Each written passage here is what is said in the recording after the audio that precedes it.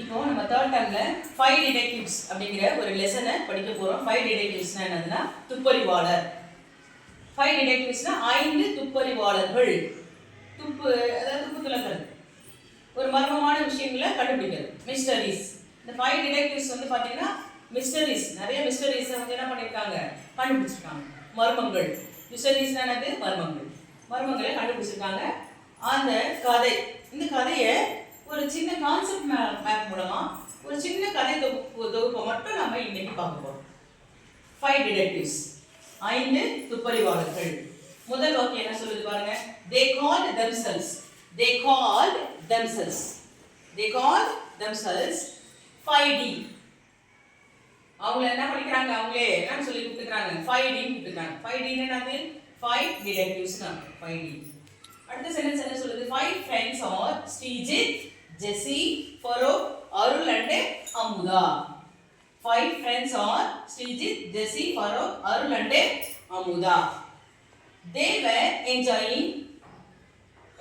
அவங்க மகிழ்ச்சியா இருந்தாங்க. எந்த டைம்ல, இதுக்கு முன்னாடி விடப்பட்ட 3 முறை விடப்பட்ட வெக்கேஷன்ஸ், விடுமுறை நாட்கள்ல ரொம்ப மகிழ்ச்சி அடைந்தாங்க. எதை, நிறைய மர்மங்களை இந்த மாதிரி துப்பறிவு செஞ்சதுனால, நிறைய கண்டுபிடிச்சதுனால, மர்மங்களை கண்டுபிடிச்சு போலீஸ்க்கு உதவியா இருந்ததுனால அவங்க ரொம்ப மகிழ்ச்சி அடைந்தாங்க அப்படின்னு சொல்றாங்க.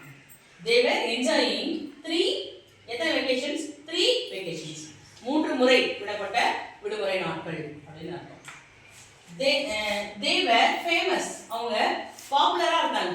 ஃபேமஸ்னா அது பாப்புலர், பிரபலமானவர்களாக இருந்தாங்க. பிரபலம்னா என்னது, நடிகர்கள் மாதிரி, எல்லாருக்கும் தெரிஞ்சுக்கிற மாதிரி இருக்காங்க. They were famous for their, அவர்களுடைய, எது, அவங்க வந்து பிரபலம் அடைய செஞ்சது எது, அவர்களுடைய courage and skill. அவர்களுடைய திறமையும் அவங்களுடைய தைரியமும் திறமையும்.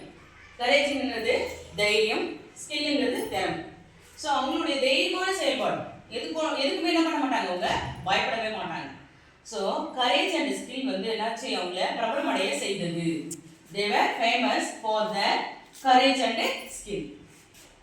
அடுத்த சென்டென்ஸ், இந்த அதனால என்னாச்சு, இந்த போலீஸ்மேன் வேலாயுதங்கிறவர் இப்படிப்பட்ட ஒரு தைரியமாகவும் திறமையாக செயல்பட்டதுனால அந்த 5 துப்பறிவாளர்கள், 5 டிடெக்டிவ்ஸ், 5D அவங்கள அப்ரிஷியேட் பண்றாரு, ஊக்குவிக்கிறார்.